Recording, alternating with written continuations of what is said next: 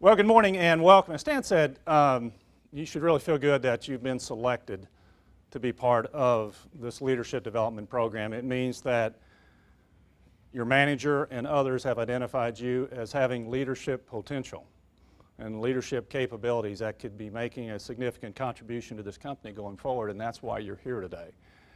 I think the number of applicants that applied for this program was a record number. I think if I remember right, it was about 100 people that applied for it, and we cut it down to 28 or 29 to make it manageable. And so the fact that you've been selected, you should feel good about that. And I hope that you take advantage of every minute of it. I think Bill's right when he says, you're going to have some opportunities that don't come along very often, and it's not because we don't want those opportunities, it's because logistically and otherwise, it's just very difficult to get the right people together, to get the right management. And so, part of this process is to make sure that you not only network with the people here, but you get a chance to network with other management people, and you get a chance to ask questions and talk about rumors and talk about other things that you're hearing, and just ask us directly. If, the one thing you can say about CSI is that we're a very open company. There's very few things that we'll say we can't talk about that are confidential, and that could be acquisitions or things like that. But other than that, CSI has always really prided itself on being very open with employees, and that as things are developing, as we talk about our goals and all that, the more candid we are about it, everybody knows where we stand, and as things develop and unfold, it's another day, and instead of some big event. So we try to do that, but we're not in a decentralized company. It's hard. Communication is the most difficult thing, the most challenging thing we have. And so when you leave here, hopefully you're going to understand more about CSI and about some of the inner workings of it, and maybe connect a few dots that you couldn't connect before you came in. So anyway, again, congratulations on being selected for the program. Bill mentioned that Paducah has an organization called the Young Professionals, and this is a group that has been put together to develop the next wave of leaders in Paducah, and it's mostly a millennial type of a group, and so they network once a month. And when they did that, the chairman of the Chamber of Commerce asked me if I would mind talking to them about whether we would host it, which was obviously good for us to get all these young professionals in the building. I think it was about 70 at the time, and whether I would share a little bit about my career and my life story that got me to where I am today. By nature, and you can ask somebody like Stan, and we worked together for 35 years now or so, that I'm a private person, and so, but I agreed to share some things, and so it's not my, I'd rather be talking about other leadership things than be standing up here necessarily talking about myself, but agreed to do that with the leadership group and share some things with them. And so some of you, I think there's a couple in the room that were here, so I apologize if you have to go through this again, because I was developing a presentation on leadership and some other things, and Bill came to my office a couple weeks ago and said, hey, we want you to do the thing that you did for the Young Professionals group. We think it'd be beneficial to share that with the leadership class, and so I agreed to do that. And when I was meeting with the young professionals, it was funny because I told them that when you're talking about your career and your life story, it's the kind of thing that's normally reserved for a person's eulogy.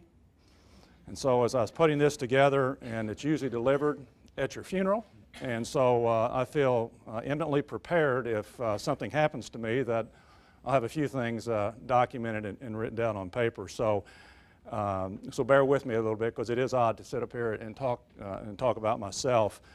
But really my hope, and the reason I agreed to do this, is that maybe something that I say will resonate with each of you in different ways. Or perhaps you may have been in similar situations to mine and have questions, or at least you're going to see where I absolutely got it wrong a couple times. And maybe you don't have to go through the same experience that I went through. I'm very fortunate to be able to look back on my 39 years in the workforce and see how things have a way of working out, and not necessarily how I expected them or could ever imagine that they would. But I guess that's I guess, welcome to life. It's like that for all of us, isn't it? You know, let me say, I guess at the beginning, I do believe that there is a grand plan for all of us, for me and for you. I think it exists for all of us, but at times you'll find it's very hard to see that plan and to really figure it out and to read all the signals. And I firmly believe that that's intentional, or you wouldn't really genuinely appreciate certain things in life nearly as much if you didn't go through adversity to get you to those things. And I'm sure you all could share examples in your own life where that's happened, and after the fact you look back and say, you know, what a blessing it was. So here's my story. I was born in Evansville, Indiana. For those of you not from this geography, it's about 135 miles from here. The middle child of 3 boys. My oldest brother is 11 months older than me, so my poor mom. 11 months and 20 days difference between the two of us.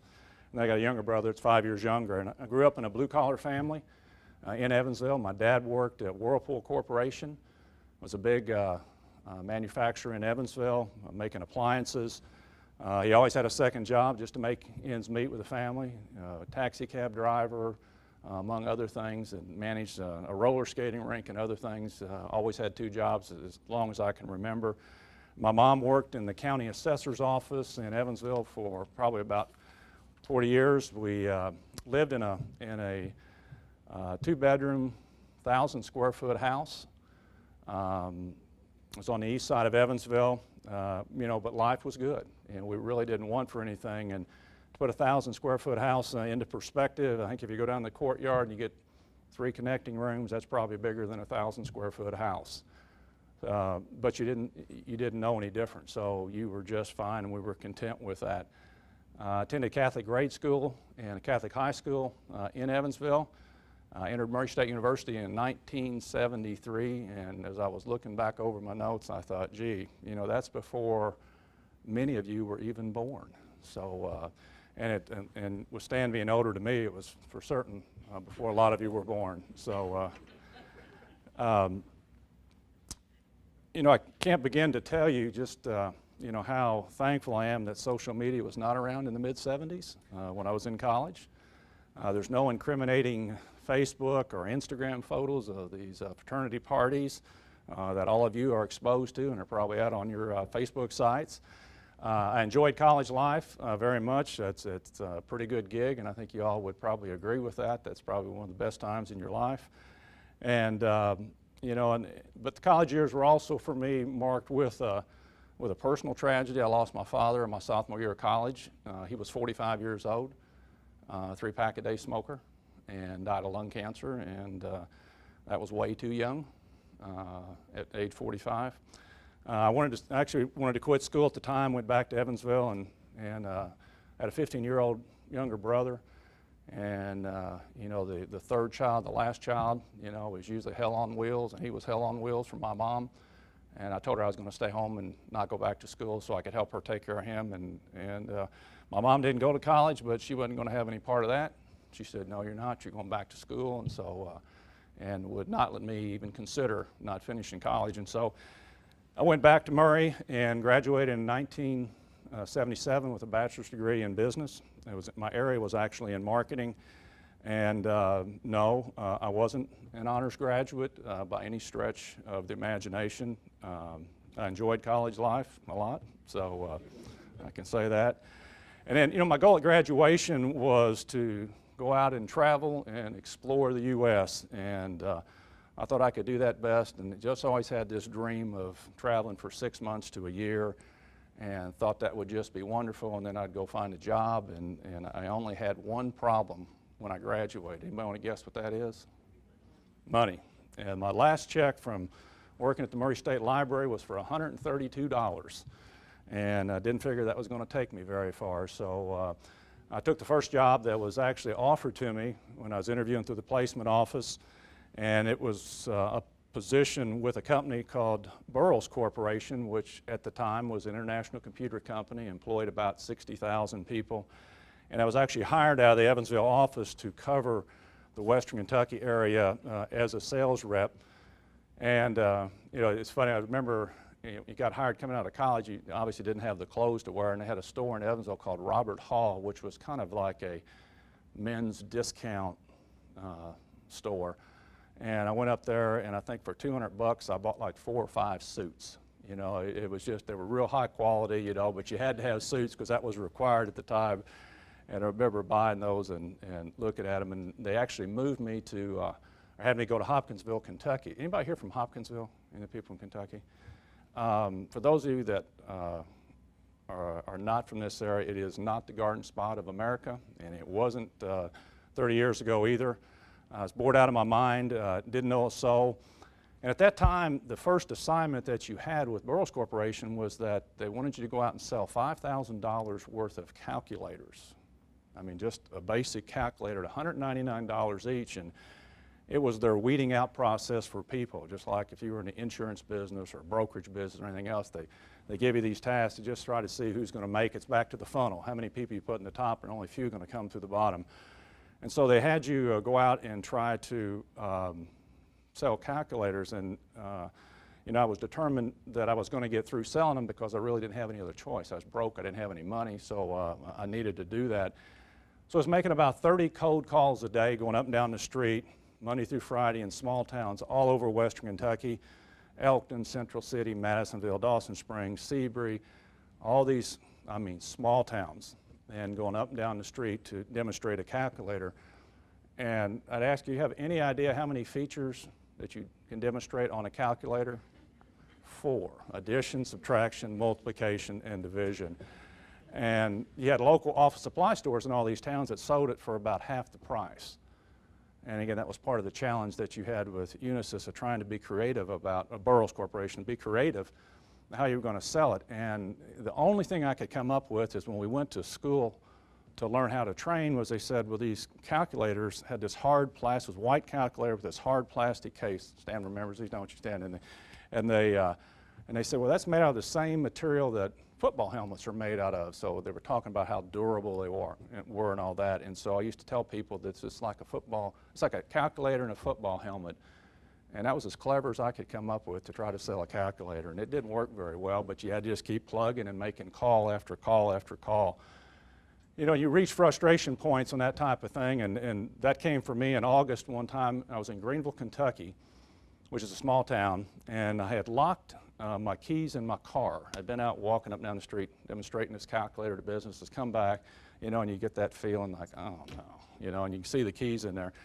And it was a Ford something, LTD or something. It was a 4-door car, which has the metal post in the center, which makes it impossible to break into the car. So I'm out there and, you know, standing there in my $50 suit with a calculator under my arm, keys locked in the car, next set, my spare set's in Hopkinsville, Kentucky. You know, and you're thinking, I went to college for this? I mean, just had one of those moments. And I guess some guy was standing across the street and saw me and must have felt sorry for me. So he comes across the street and says, you know, are you having problems? I said, yeah, I locked my keys in my car. The other set's in Hopkinsville, Kentucky. Don't know how I'm going to get there. And I don't have any way to unlock this. And he said, well, let me see if I can help you. So he left, and he came back a few minutes later with a coat hanger. And I said, well, you know, I don't know how you're going to do that with that post there. And so this guy goes, you know, he does a couple things. In 15 seconds, sticks it in there, pops the thing open. And then as he's walking away, he smiles and turns around and looks at me and said, I used to do this for a living, and just kind of laughed and walked off. So I'm in the car, and it was a nice thing to happen, and he was very good at that. So eventually, I sold my $5,000 in calculators after about 6 months of going through that program, and then they sent you off to a 6-week computer class. And this was in Malvern, Pennsylvania, and you actually went there and stayed for 6 weeks to learn about computer systems and sales and that type of thing with it. And shortly after that class and I finished all my traveling, I was able to convince my boss to move me from Hopkinsville to Paducah because I was going crazy in Hopkinsville. I mean, there was nothing to do, didn't know anybody. And at that time, most of the people, my friends from Murray State, migrated to Paducah. And so at least if I could get to Paducah, I would have some people and know have some friends here. And when I moved here, they didn't have any space in the Paducah office, so they told me that I had to work out of my home, which was an apartment. And some of you I know said you work out of resident points, but it was just not for me. I mean, that's not me. I can't do that very well. I need to be around people.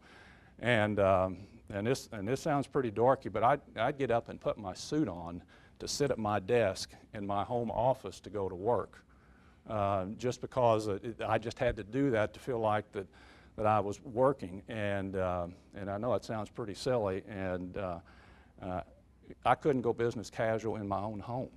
You know, so now you know what you're fighting against every time you bring up business casual at this company. I mean, I couldn't do it, and and I do catch a lot of flack about that around here, and it comes up on the employee survey every time, and probably continue to come up every time. So, but anyway, in 1980, I transferred to the Evansville branch office, and at that time I had some early success in selling. Which, if you have success, and this is a point to think about. If you have success early and make your boss look successful, then your boss is going to like you and help you because he looks good.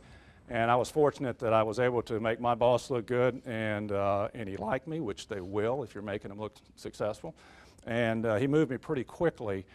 And at the age of 29, I became a branch manager in Evansville, Indiana, and at the time was one of the youngest branch managers in the country. Because everybody in the office, systems engineering, technicians, administrative people, other salespeople, they were all older than I was. But my boss liked me and gave me an opportunity very early to step into that.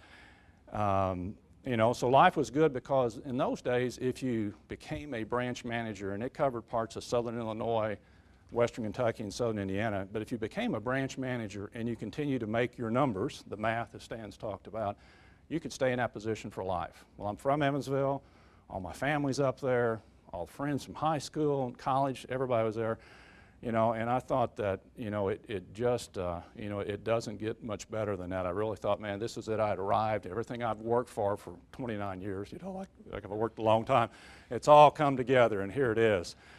And Paducah was actually included in my geography, and because the computers, the mainframes, and the check sorters and all were Burroughs equipment, and that meant working for this young entrepreneur, calling on this young entrepreneur named John Williams.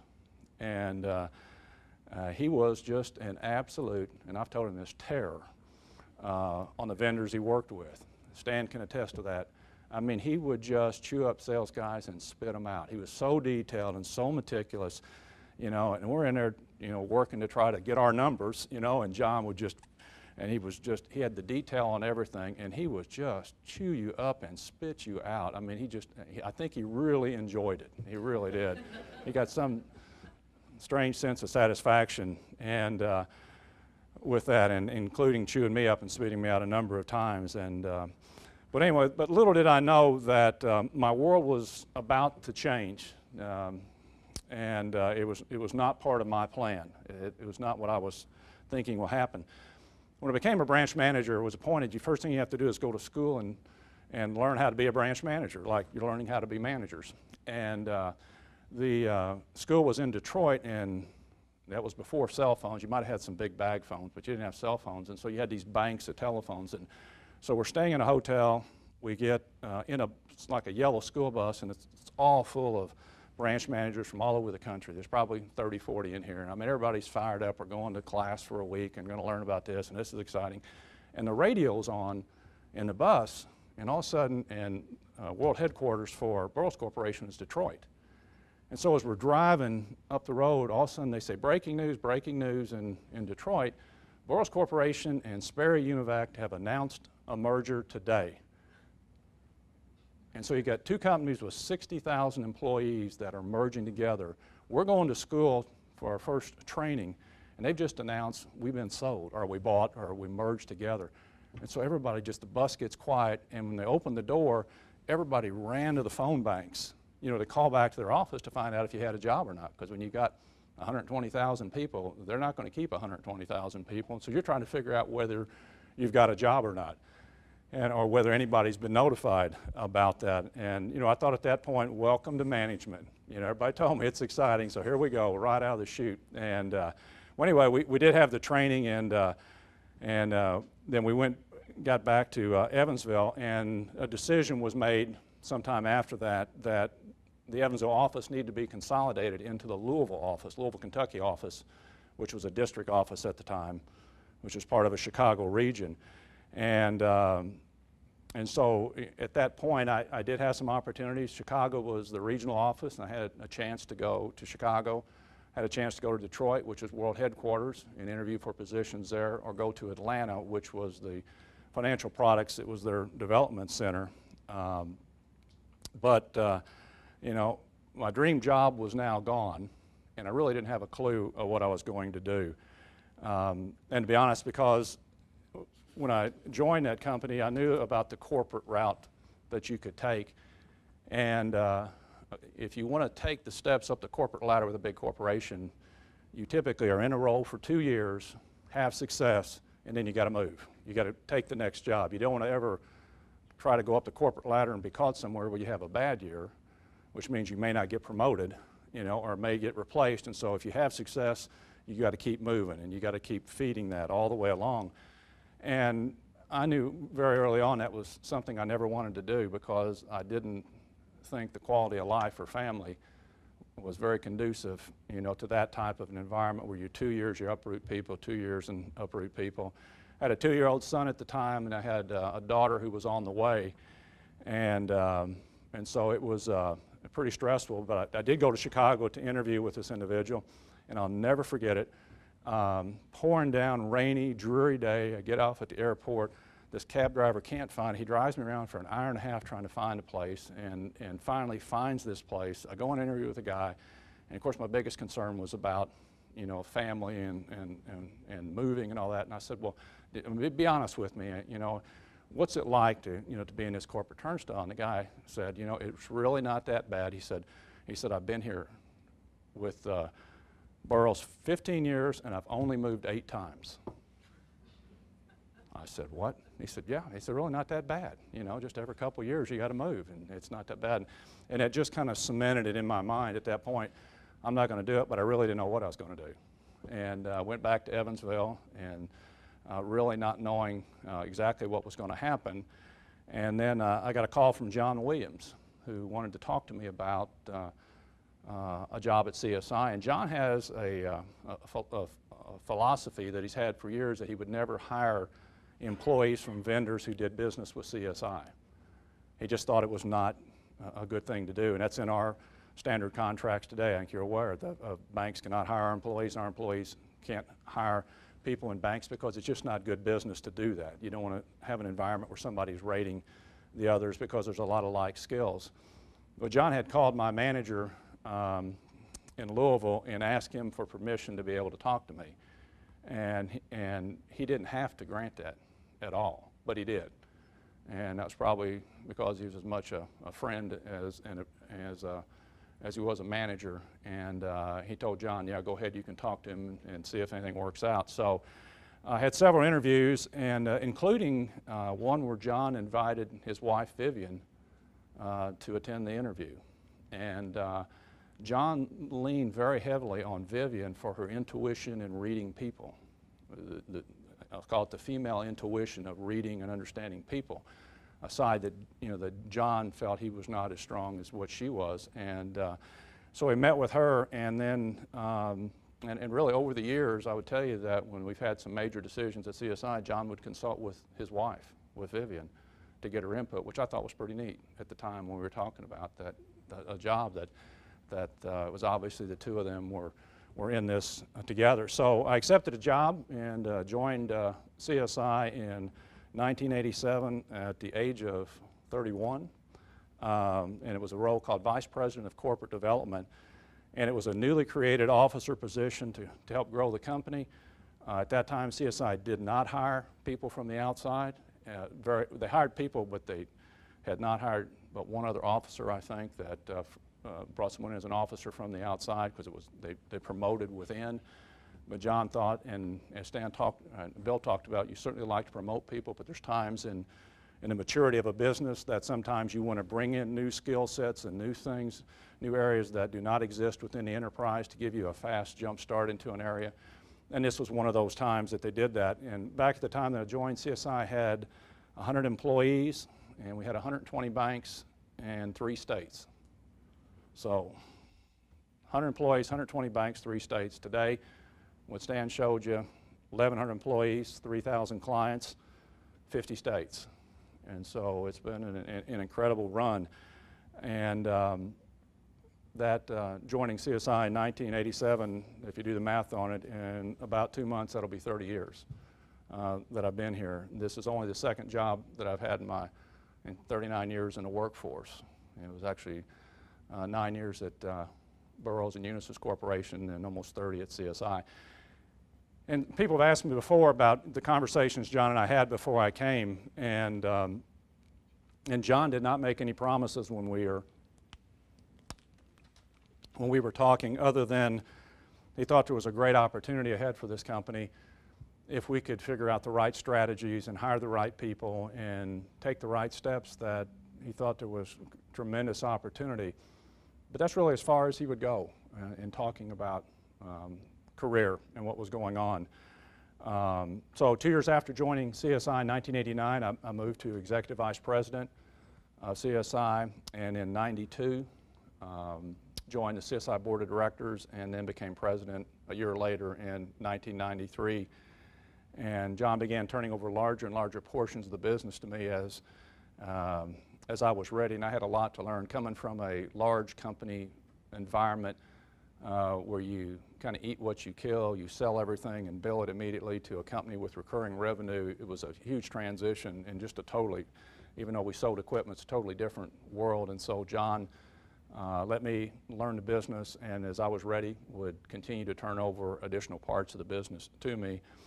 And then when I was 44 years old, in 1999, became the CEO, and only the 2nd one in CSI's history. Obviously John being the first one.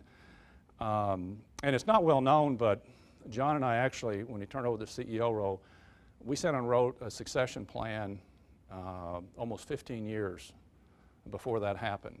And we never changed a word of it. It was a very simplified plan about how we could move towards transition and CEO role, which is very difficult with a company where you've got a founder and a person who everybody knew, and everybody depended on. And John was very cognizant that over the years, when the time comes for him to kind of step back, that if there's not a smooth transition, then you can create all types of disruption. You can lose customers, you can lose employees, and so he's very conscious of that.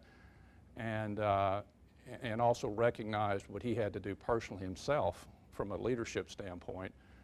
And very few people, quite honestly, thought he could ever do that he could ever step back enough, and if you know John, enough to let another management team take over and run the company. And I've often said that, John had to wear a mouthpiece to keep from biting a hole in his bottom lip, as I did stupid stuff all the time, but he would let me do the stupid stuff, otherwise I couldn't learn. Just like your employees have to be able to do things and make mistakes and learn and grow from them, not sit around and be criticized for them, where you're tentative in taking actions. And so, I applaud John for the step that the vast majority of people would have thought he would never have been able to do that. But again, as a visionary person looking to the future, he recognized that the longevity of this company depended on how successful that he was.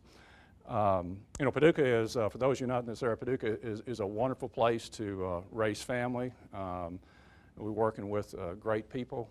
It's a caring community.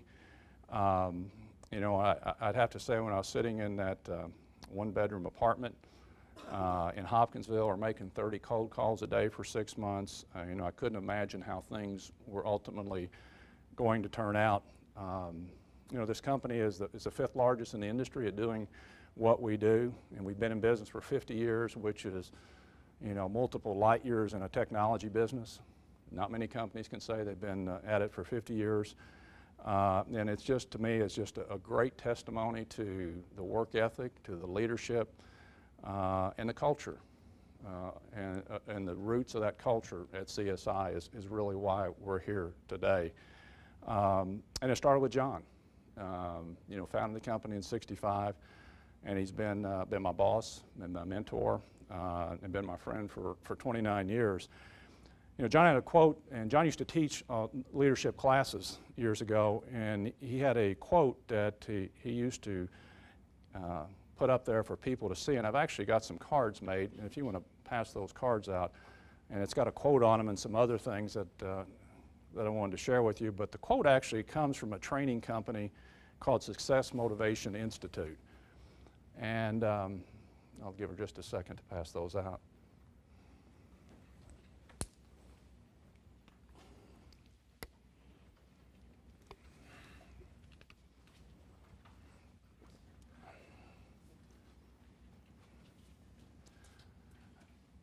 I think it's in the upper right-hand corner of it. The quote said that whatever you vividly imagine, ardently desire, sincerely believe, and enthusiastically act upon will inevitably come to pass. Whatever you vividly imagine, ardently desire, sincerely believe, and enthusiastically act upon will come to match. And I really like this quote, and I've always kept it handy because there's a lot packed into just that one sentence. I personally have learned a lot of life lessons along the way from John and from the talented people at CSI that I've worked with, and from a lot of caring employees that we see time and time again to give their all every day, for this company. So, it has been my honor and is my honor to be CEO of the company, and I've never taken that for granted, not a single day of what I've been blessed with. So I thought I'd maybe finish this morning with some things that are also on the card, with maybe 4 takeaways. If I had to try to think of 4 things that I wanted to share with you today, then I'd have those on the card. And they're things that I've learned along the way. And number 1 is that you have to be able to define your priorities. What's really most important to each of you, and that's different things for all of you. And I'm sure most of you are like me when I was in my 30s. I mean, you're career-driven, you're anxious to establish yourself, you're impatient, demanding, you're work-obsessed, long hours, nights, weekends, working vacations to get ahead. I mean, we've all been there, and all have gone down that route. But it's time for a true confession. I mean, I was a bit of a workaholic in my early days, and I just knew that things couldn't run without me being in the middle of them, and so I had to keep my finger on the pulse of everything. And so I'll admit that I prioritized work too much at times. And then I had one of those awakening moments. Took a vacation, took the family, and we went to Panama City Beach, and my daughter Ashley, who was probably 6 or 7 years old. And so we just got into the condominium on vacation, and I just opened up my laptop, obviously to get to work and do some things I needed to do.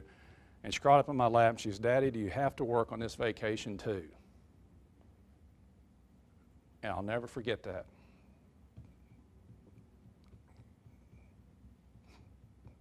And then you say, you want something that cuts the heart. That's one of those reminders. I've given this before, but you can tell from the emotion in my voice that if you ever want to know if something is a sign in your life, if you get emotional 20 years later, it's a sign. And that was the case with me.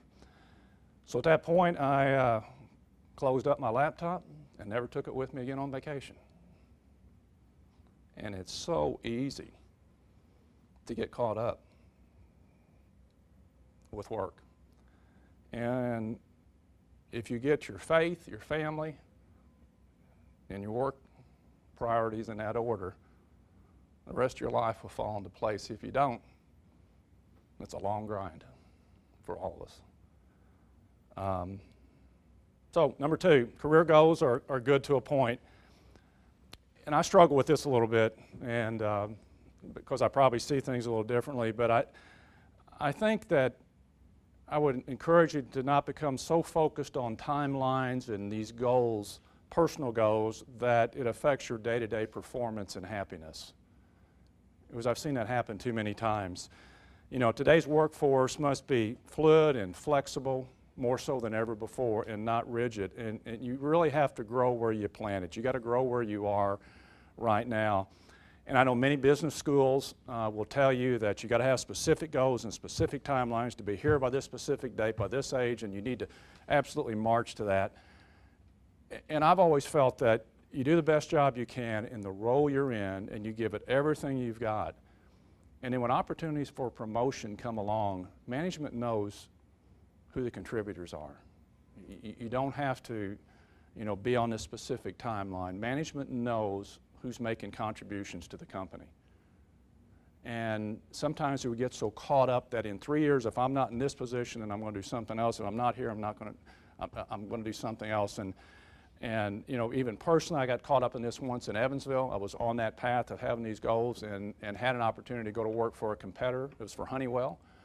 And they were wanting to hire me away from Burroughs, offered me more money, and were very flattering, and you're trained, and you'll be successful, and we're going to give you all these accounts and all that. And when those things come about, you kind of become enamored because it's kind of stroking these goals and what you want to accomplish. And I know I agonized over that decision whether to make that move or not, but the night before I had to decide, just my gut said, no, it's not the right thing. And of course, looking back now, obviously that would have been a huge mistake from where I ended up. But it was because I was driven so much by those timelines. It's good to have goals and things, but don't get so preoccupied that they become the drivers of your happiness and the drivers of where you're going. The third is find a mentor. It's hard to go it alone today.